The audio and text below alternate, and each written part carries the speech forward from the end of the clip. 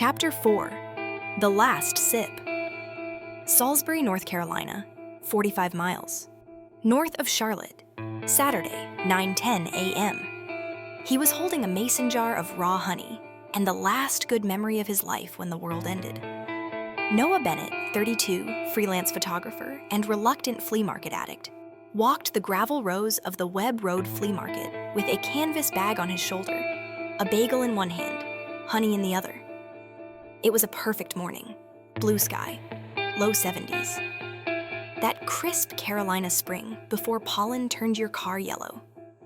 Vendors were still setting up, vintage toys, chainsaw art, old coins in soft plastic sleeves, smelled like wood smoke, kettle corn, and the faintest whiff of gasoline from a guy tuning up a weed whacker he probably wasn't allowed to sell.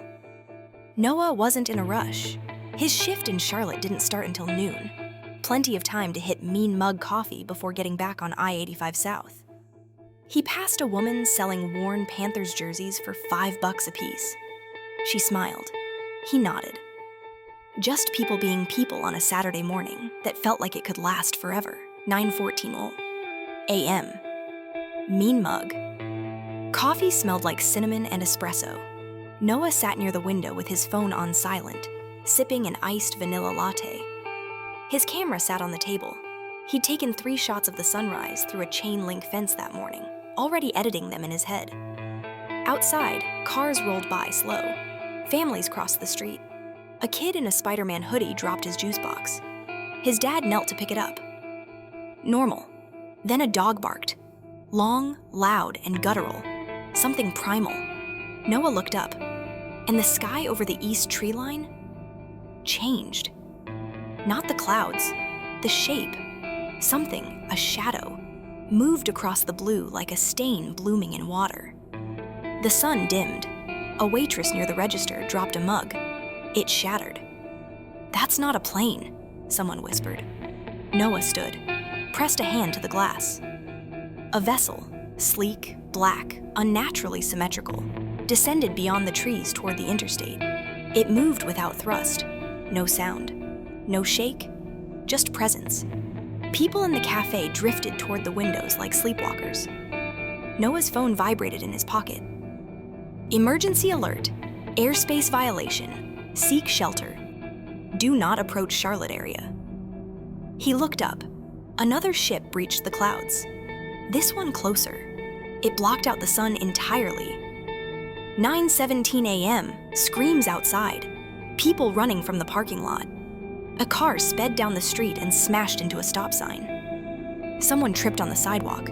Noah grabbed his bag and ran for the door. "Everyone out back!" the barista yelled. Noah bolted with the crowd. The honey jar shattered in his bag. They spilled into the alley behind the cafe. People ducked between dumpsters, under stairs. One woman dropped to her knees and started praying in Spanish. Noah turned back. From the hill near the I-85 entrance ramp, he saw it. 3 ships, now stationary. And from below them, descending lines, straight, metallic. They weren't bombs. They were units. They landed like needles, piercing the ground with surgical precision. Not men, not creatures. Bipedal machines, tall and narrow, with torsos that looked like spines wrapped in armor. Their heads, if they had them, were nothing but curved sensors. No expression, no fear, no mercy. And then they began to walk. Toward the town. 9:20 a.m. Noah ran, down alleyways, through backyards. Salisbury wasn't a city. It was a grid.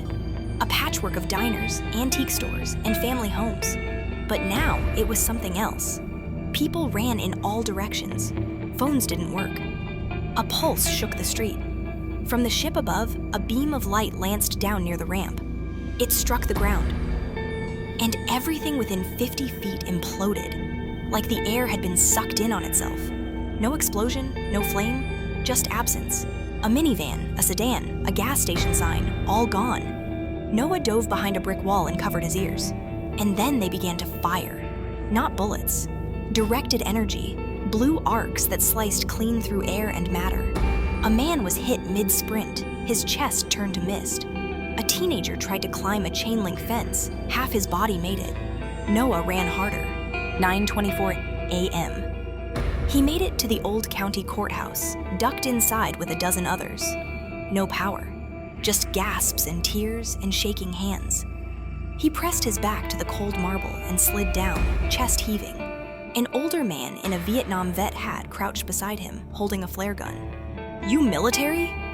"Freelancer," Noah said, voice ragged. "Hell of a time to be between jobs." 9:27 a.m. Someone screamed. A crack opened in the courthouse ceiling. One of the machines stepped into the atrium. It scanned, then stopped. People froze. Noah didn't breathe. The machine tilted. It wasn't here to kill. Not yet. It was here to see, to record. And then it raised one arm, and the walls rippled like waves. Glass didn't shatter. Noah, blood on his hands, smoke in his lungs, camera slung around his neck, watching the sky above Salisbury fill with ships headed back toward Charlotte. The highway is gone. There is no going home. End of chapter 4, The Last Sip.